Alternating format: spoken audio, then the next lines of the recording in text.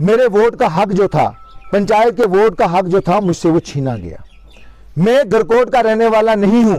आज रिपोर्ट देते हैं मैंने अपना वोट एडिशन एंड डिलीशन में किया, मेरा वोट यहां पे टाउन में डाला गया, जो कि जबकि मैंने टाउन में कोई आज तक पिछले म्युनिसिपल इलेक्शन में मैंने कोई टाउन में वोट नहीं किया। मेरा असेंबली का वोट जो है वो मेरे गांव में है। You can check it with on the website of election commission. अगर मेरा वोट असेंबली का मेरे गांव में है तो मेरा पंचायत का वोट मेरे गांव में क्यों नहीं दिया गया? और जब मुझे ये पता चला गया कि ये चला तो मैंने अब मेरा वोट वहां पड़ा। बारामूला एडमिनिस्ट्रेशन में इलेक्शन कमीशन ऑफिस में मेरा पंचायत से मेरा वोट डिलीट किया गया, जबकि मेरा असेंबली में वोट था। फिर मैंने इलेक्शन कमीशन की नई जो गाइडलाइंस आई, जो नया उन्हें आर्डर निकाला, ये आर्डर है इलेक्शन कमीशन का 12 तारीख का आर्डर है कि अर्जेंट, इस पर लिखा हुआ है अर्जेंट है कि भाई डिलीशन और एडिशन कीजिए। और मैंने वो सारे फॉर्म्स भर के लाए और मैंने वो फार्म भरा कि भाई मेरा किसी ने गलती से यहाँ पे टाउन में वोट डाला रखा हुआ है, इसको डिलीट किया जाए और मेरा वहां पे वोट ऐड किया जाए।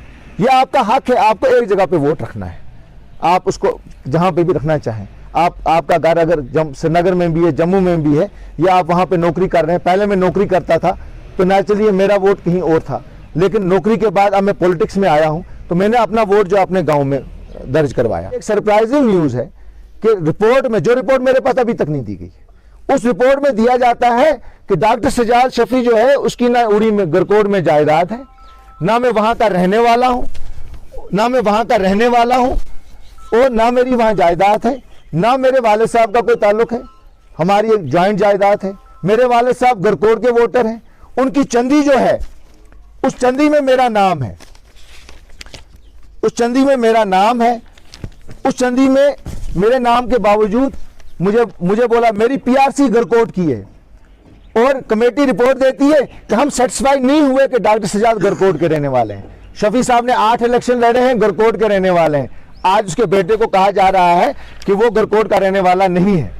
आज अगर बिहार से कोई आ जाएगा, रामलाल या कोई शमसुद्दीन, उसको वोट दिया जाएगा, उसको डोमिसाइल बना के दिया जाएगा। और डॉक्टर सजाद को ये बताया जाता है कि आप गरकोट के रहने वाले नहीं है, मेरी पूरी जायदाद वहां पे, ये सरपंच लिख के देता है, वो अपनी रिपोर्ट में देता है, चौकीदार अपनी रिपोर्ट में देता है कि डॉक्टर सजाद यहाँ के रहने वाले हैं।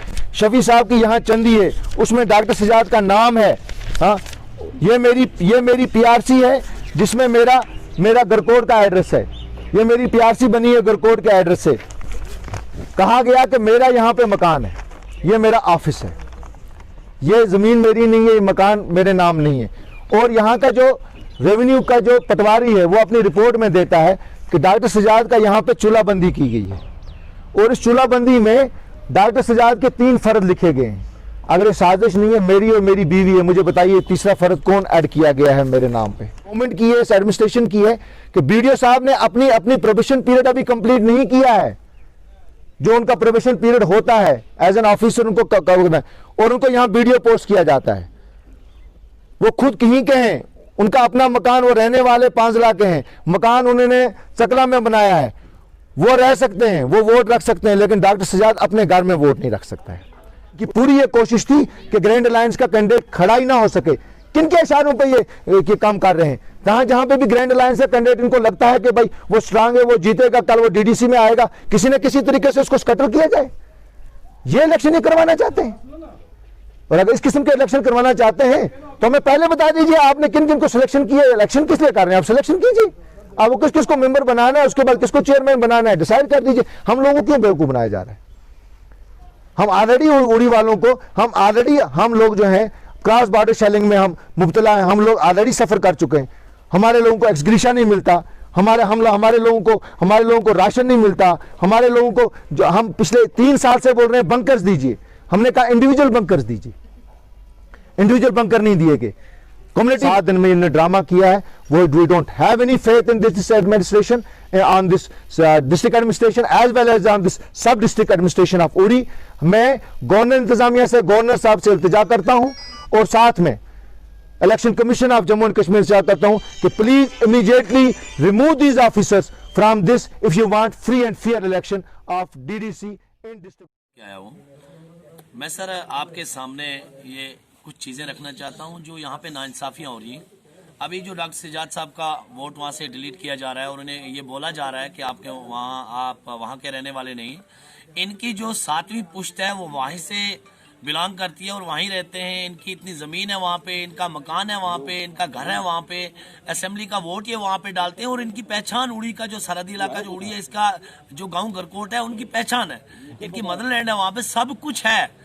लेकिन मुझे समझ नहीं आई कि एक ऐसा कैंडिडेट जो मार्जिन से जीते और पता हो कि हाँ ये जीत रहा है और उसका वोट डिलीट किया जाए, हमारे लिए एक शॉकिंग न्यूज़ है। मेरे गांव की जो पॉपुलेशन है वो 6000 से ऊपर है। हमारे लोग इस बड़े गुस्से में हैं और बहुत नाराज़ हैं। हत्ता के लोग इस चीज़ पे हैं कि हमारी बुजुर्ग, नौजवान, माँ, बहनें सब लोग सड़कों पे उतरेंगे। हम नहीं चाहते कि हालात यहाँ के ख़राब हों। अब हमें, मुझे लगता है कि मजबूरन सड़कों पे आके धरना देना होगा इस गुंडागर्दी के खिलाफ कि एक आदमी को उसके वोट का राइट नहीं दिया जा रहा है, जबकि वो वहाँ पैदा हुआ, वहाँ ही का रहने वाला है। उसके दादा वहाँ के हैं, उसके परदादा वहाँ के, उनके वालिद वहाँ के। 8 बार मोहम्मद शफी उड़ी ने उड़ी से इलेक्शन लड़ा। किस बेस पे गोविंदा बैंडिया ने उसे इलेक्शन लड़ा है? अगर वो वहाँ के नहीं है तो उनके बेटे मुझे नहीं लगता अफ्रीका के हैं। ये अफ्रीका तो रहते नहीं है। उड़ी में इनका ऑफिस है। हम यहाँ आते हैं, बहुत सारे उड़ी के इतने लोग हैं, 120 पॉपुलेशन है उड़ी की, आप वहाँ पता कर सकते हैं। ये तो एक ऑफिस है, लेकिन रहने वाले तो ये गरकोट के। और डिसाइड करना होता है वहाँ की पब्लिक को। आप वहाँ जाए, एक टीम बनानी थी आप लोगों ने, और टीम को वहाँ जाके डोर टू डोर लोगों से पूछना था कि भाई ये शख्स कहाँ का है। और इतनी नाइंसाफी के डॉक्टर साहब का वोट दर्ज नहीं। हमारे लिए तो ये एकदम से रिक्वेस्ट करता हूँ गवर्नर साहब को कि इन चीज़ों पे ध्यान दिया जाए, इन्हें देखा जाए। और ये नाइंसाफी है। इंशाल्लाह हम लोग जो गांव के लोग हैं, हम भी एक पिटीशन दायर करेंगे हाई कोर्ट में और इन ऑफिसर्स के खिलाफ। इंशाल्लाह जो भी हमसे होगा वो हम जरूर